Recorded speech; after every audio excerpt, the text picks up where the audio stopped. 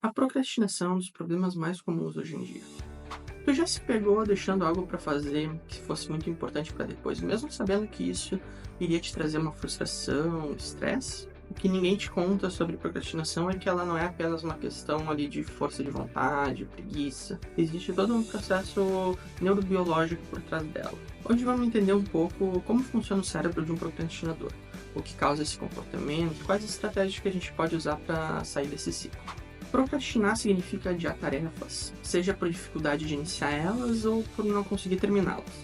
Relacionamento, trabalho, estudo, até mesmo a autoestima pode acabar sendo afetada nesse processo ali de procrastinar.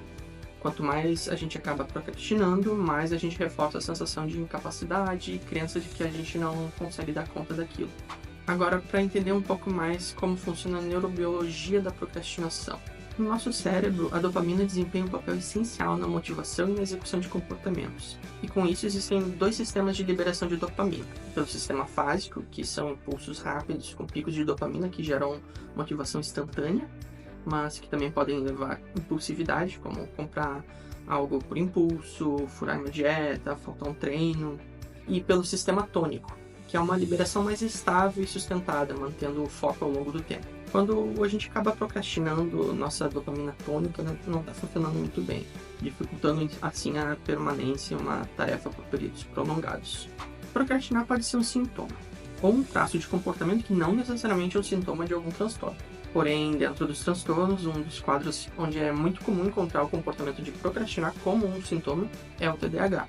E no TDAH ocorre uma redução dessa atividade tônica da dopamina, especialmente no córtex pré-frontal, que é fundamental para a atenção sustentável e capacidade de foco.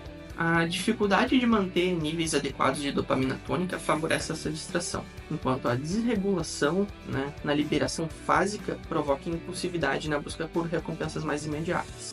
Na prática, o cérebro com TDAH tem dificuldades em estimar corretamente o custo, que é o esforço, e o tempo necessários para realizar uma tarefa, gerando assim distorções na percepção temporal e facilitando a procrastinação. Mas quando medicados, por exemplo, com Venvance ou Ritalina, esses medicamentos aumentam e estabilizam a liberação dopaminérgica, corrigindo parcialmente essa percepção e permitindo decisões mais precisas e acaba gerando menos procrastinação, por consequência.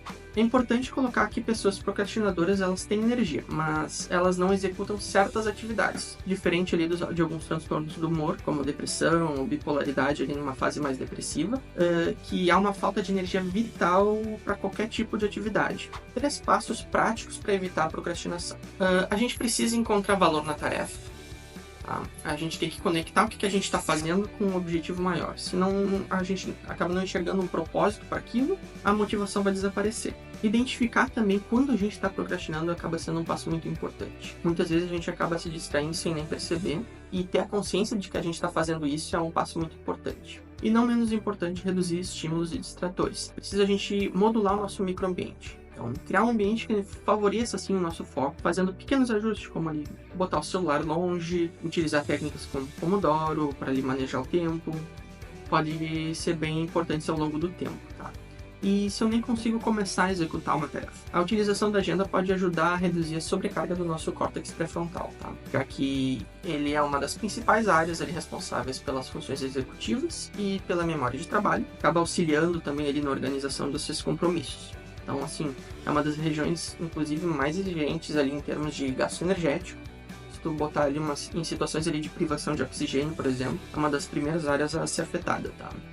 Então, a agenda pode funcionar como uma extensão externa do nosso córtex pré-frontal. Ele atuaria como um suporte que reduz o consumo desnecessário da energia mental. Acaba que ao delegar assim, parte dessa carga cognitiva para a agenda, a gente direciona nossos esforços para o que realmente importa, facilitando assim, a organização e consolidação de alguns hábitos. Agora, para um pouquinho. Vale a pena lembrar que se tu tiver uma procrastinação extrema, tá, que está prejudicando de forma disfuncional na vida, talvez seja interessante já buscar uma ajuda profissional, tá?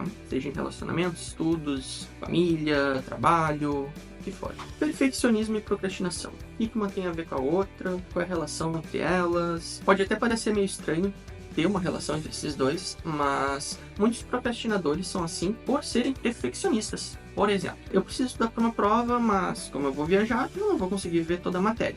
Logo, não vale a pena nem começar a tarefa.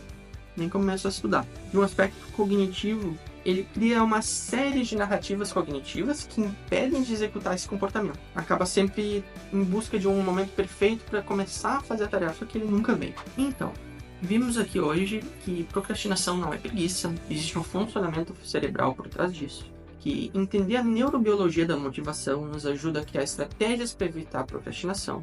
Pequenas mudanças no ambiente, no planejamento podem trazer grandes resultados, principalmente se a gente pensar em longo prazo. Eu sempre fui muito procrastinador, principalmente nos meus anos ali de colégio e na minha primeira graduação, que não tinha muito interesse envolvido ali, não via um objetivo por trás.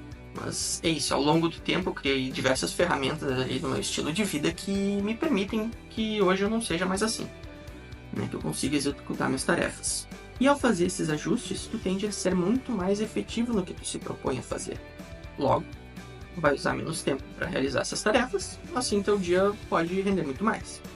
Até pode vir uma percepção ali de que tu não tá fazendo tanto quanto deveria, mas é apenas uma percepção inicial e ela vai se adequando ao tempo. Acho que era isso que eu queria passar por hoje, pessoal. Valeu e até o próximo vídeo.